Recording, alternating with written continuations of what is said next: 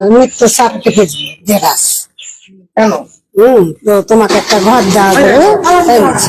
হয়তো বলে হ্যাঁ, টাকা পয়সা পাঠানো হয়েছিল। টাকা পয়সা 200 টাকায় কথা হইলে সার্টিফিকেট। 200 টাকা বলছো? হ্যাঁ, কজনের বাড়িতে ঢুকেছিল এভাবে একে? আমার যার বাড়ি আর আমার বাড়ি। আপনাদের নাম পরিচয় কিছু বলেছে উনি এসে? না, ওনাদেরকে চিনতে পেরেছেন? ও না, আমরা চিনতে পারিনি। তো সন্দেহটা কিসে হয়েছিল?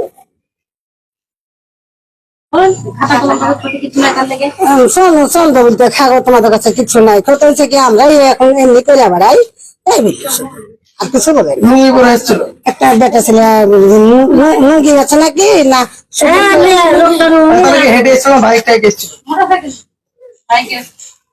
মোটরসাইকেল এসেছিল? আমি তা দেখিনি, কিসে এসেছে। আমার নাম সব ব্যাপারে আটকে রেখেছিল? ওই ঘরের ব্যাপারে কি ঘরের ব্যাপারে বলুন? বললো যে ঘর দিব, সেই লেগে মানে সন্দেহটা জাগলো যে ওই যে খাতা কলম এসব কিছু নাই।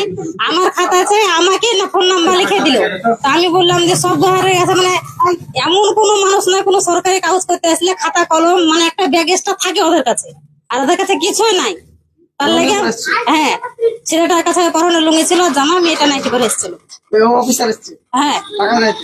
হ্যাঁ, ওই যে বললো যে ঘর করে দেবো, হচ্ছে মানে কাগজ লস মতে 500 টাকা হতে লাগবে, আর যদি ঘর মানে দেয়, আর যদি হচ্ছে যে কি মানে কেউ বাধা দেয় তাহলে 10,000 টাকা লাগবে। তারপর আপনারা ওকে আটকে রেখেছিলেন? হ্যাঁ, মেম্বারকে ফোন করলাম, মেম্বার বললো যে কি ওকে হচ্ছে যে কি বসিয়ে রাখো, আমি আসছি। মারধর করেছিলেন? না, কিছু করেনি। মানুষজন অনেক জড়ো হয়েছিল? হ্যাঁ, মানুষজন ছিল। ওদেরকে কাউকে চিনতে পেরেছিল? না, ওই শুধু ছেলেটাকে চিন্তা করে, ছেলেটা বাড়ি ফরিদপুর। মেয়েটাকে চিনতে পারেন? না, আপনার নাম?